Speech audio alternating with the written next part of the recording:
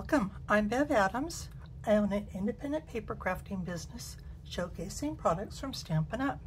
I made this beautiful golden card with products from Stampin' Up. I sell these products and also a few items to make crafting more convenient. I have the free detailed directions for this project on my website. I also have links for the products that I used. If you click those links, it'll take you to my online store at Stampin' Up. You'll see where to find all of that at the end of this video, so don't worry about taking notes. It's time to put stamps, ink, and paper together. So I learned this technique at a Stampin' Up online event for demonstrators. It uses the metallic effects, and to be honest with you, these looked very interesting. I bought them quite a while ago, but I was never brave enough to try them. And so now I would like you to give them a try. I'm using the Golden Greenery stamp set and the Golden Greenery dies. These just came out as an online exclusive. This is also available as a suite, and it comes with the Greetings of the Season, which has some beautiful fonts.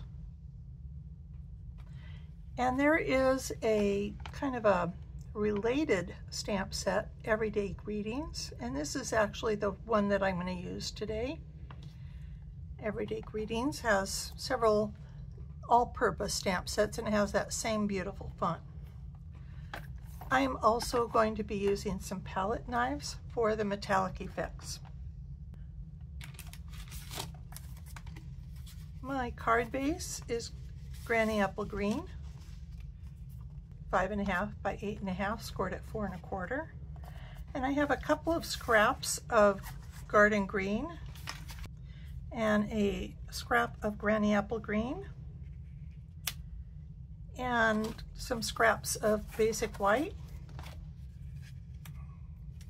And I've got a layer for the inside and my envelope, of course. So the first thing we want to do is put that gold onto our card front, because it does take a little while to dry. And so these metallic effects comes with silver, gold, and copper. And we also have some that I believe are white, red, and black. And you can either put the gold metallic effects on your palette knife, or you can put it directly to the card. And I am going to do that directly to the card. Now, I'm going to be focusing mostly on these corners because a lot of the inside's going to be covered up. And I need one of these palette knives. I'm using this one, but there are some others for you to use, whichever ones you like. And for that center part, I can scrape it pretty flat, but I want to go a little heavier on the outside than I did for my other card, so it really shows up. And of course, the thicker you go, the longer it will take to dry. But it is totally cool to have these big blobs. And you want to wipe this off with a baby wipe or wet washcloth, wash it off in the sink. And I've actually just got a napkin I think will be plenty to wipe it off. This is enamel paint, I believe, and so you want to be sure and clean it up as soon as you can. And then I'm going to set this aside to dry. While that's drying, I'm going to work on the rest of it. So on the white, I'm going to stamp and cut out these leaves. These are two-step stamps, so each of these has a kind of a more solid leaf and then some highlights or shadows. I'm going to stamp this one first, but leave plenty of room for the stem. So I'm stamping this in Granny Apple Green.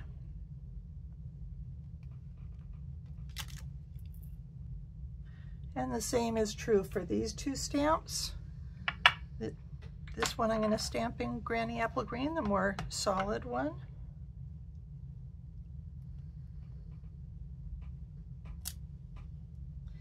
And it will dry lighter.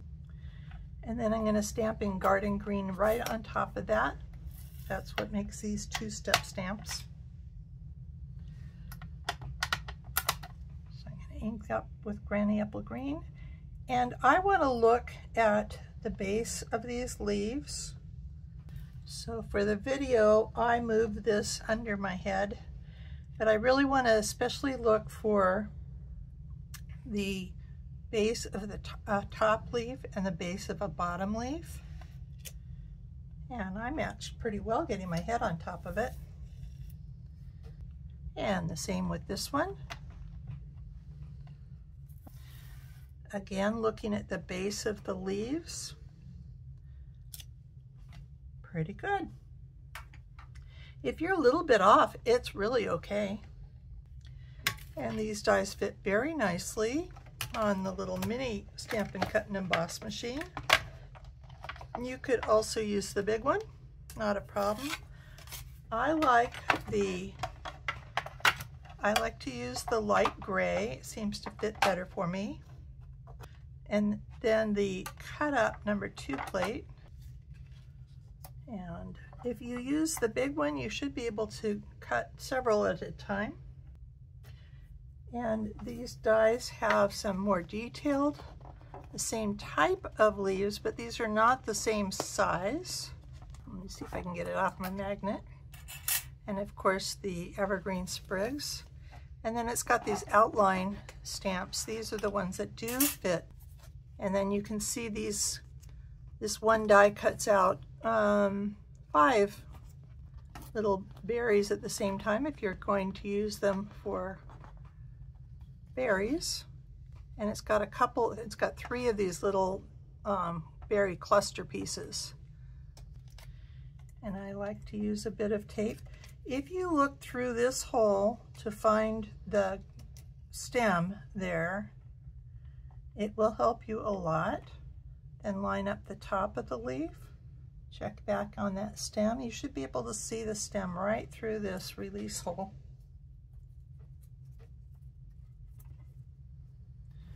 I'm thinking I might be able to cut these both out on, no, I better not.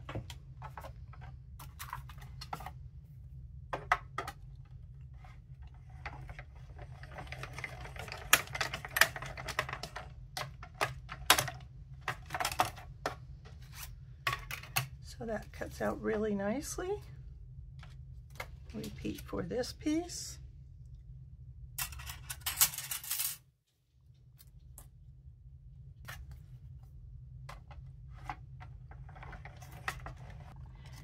And then I'm going to cut, I believe that these both fit on this. This is my small layer. Oh, yeah, that'll fit, just barely.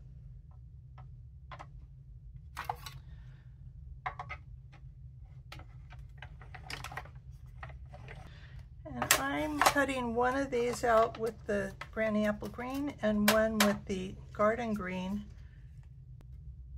And these cut out so delicately, I just think they're beautiful.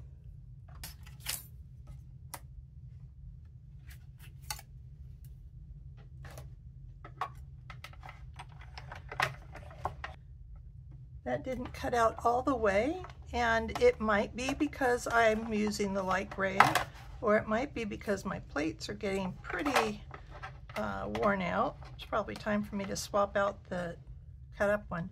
But I'm flipping it over and cutting it out again without moving that die from the paper. And so that really should do a nice job of cutting it out now. I do have some embossing to do. I'm going to emboss my greeting. So for that, I'm using Versamark ink. And instead of best wishes, I thought I would use thank you. I do a lot of thank you cards for the people that order things that need to be mailed from me. And I should have used the embossing buddy, which I didn't. We'll see how I did. This is from the Metallic Stamp and Emboss Powders. And you get quite a few colors with that set. So if we're embossing, we have to have the heat tool, which is noisy.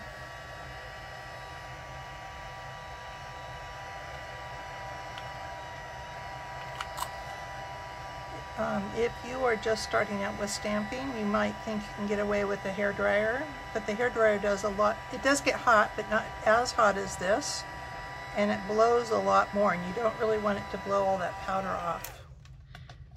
So when it gets hot enough, it gets nice and shiny. So pretty. And I'm using the Heartfelt Hexagon punch. You might have another label punch that you'd prefer using, I don't know. But this is a really nice one. And so that gives me a nice label, really quick and easy. And I think I'll use the heat tool. See if I can help the drying on this a little bit. I'm not sure if this is good or bad. As I'm using the heat tool, it's actually bubbling up where it's thick. That might be pretty. I don't know. Maybe this is not a good thing to do.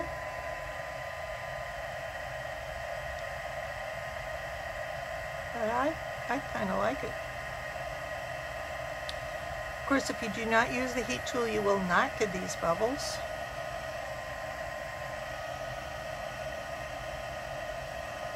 But the enamel paint does stay textured. So it's probably better to be patient and just let it dry. But it does, with it being thicker, it does show up a lot better. The good thing about the embossing powder is that you can see when it is dry for sure. And you can't really see because, as I said, it does stay textured like that, and it starts out shiny and ends shiny, so you can't really tell. I'm going to assume that this is still wet, so I'm going to be careful as I put these on.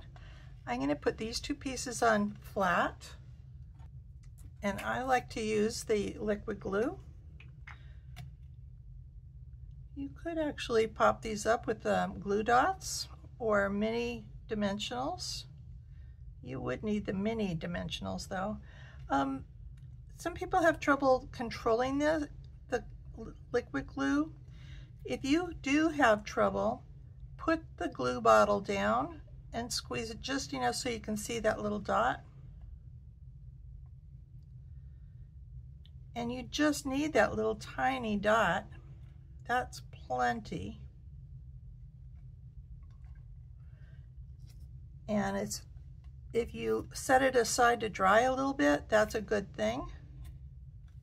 Add one more little piece of paper. These leaves are a little bit bigger.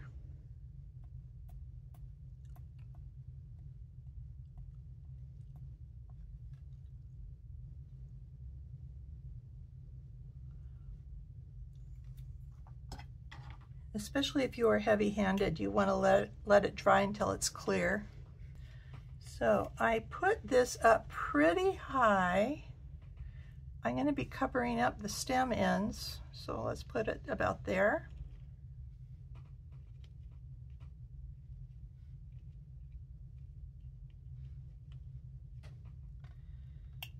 And we'll put this one about here.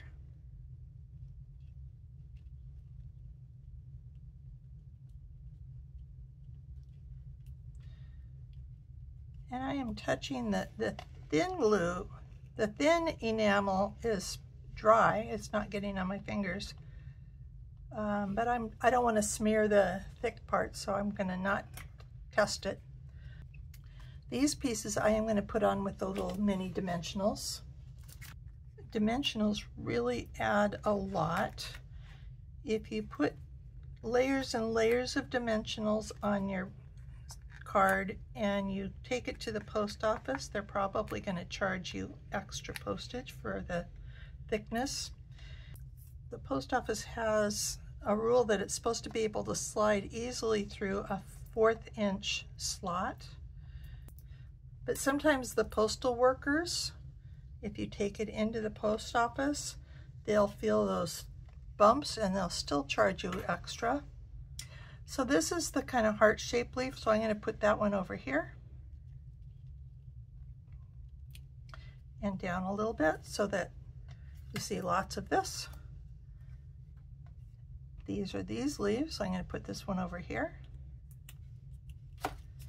And I need dimensionals on this, so I'm going to just put this here. And I do like it more with the thicker gold on there. It shows up way better even here. And then you could use these blooming pearls. One of the colors is garden green, and they have kind of the gold in there, so they would look pretty. But you can also use the metallic effects to add, kind of create your own gem. And so I am putting this down, squeezing out a little bit like I did with the liquid glue, and just lifting up. And you'll see it have a little point at first, but that kind of rounds out.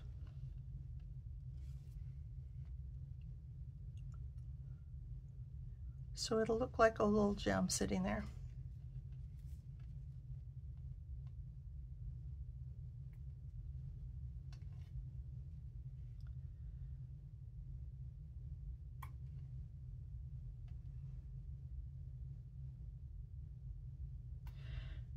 And so you can make little teeny tiny dots, you can make bigger dots, but you definitely want to give that a chance to dry also, because that's a lot thicker than, for instance, down here where it is dry. I hope you give the enamel effects a try. I have been very pleased with it. I hope you love the Golden Greenery set and get that. It's available online exclusives. And check out some other online exclusives that were just added too. Here is the web address for this project, where you'll find the free detailed directions and links for the products I used. Just click the links and you'll be taken to my online store at Stampin' Up! Click Home near the top of my page and you'll find lots of resources. Under Shop, you can find the products I offer to make crafting more convenient. How to get free products with my frequent shopper rewards, and a link to my online store at Stampin' Up! Click Inspiration to scroll all my projects back to 2011, most with detailed directions and videos. Though the products in those older projects have been retired, you may find techniques, layouts, or color combinations to inspire you today. If you're new to stamping, you might want to look at the basics. You'll find how to cut card bases and layers, and some of my favorite tools. Under Organization, you'll find lots of free resources such as catalog tabs, labels and case inserts, color tools, and much more. More organization means more time for stamping. You can learn about my Evernote notebook. I have a note for every current product that Stampin' Up! Has for sale right now. It really makes finding just exactly what you want very easy. And you can create your own notebook and search through all of the things that you own to find just what you need. Come stamp with me here in Ventura County, California, or get the best deal of all and join my team of crafters. The team is called SIP Together, and it stands for Stamps, Ink, and Paper Together. Be sure to subscribe to my website and on my YouTube channel. I'd love to hear your comments. Thanks for joining me. Talk to you soon.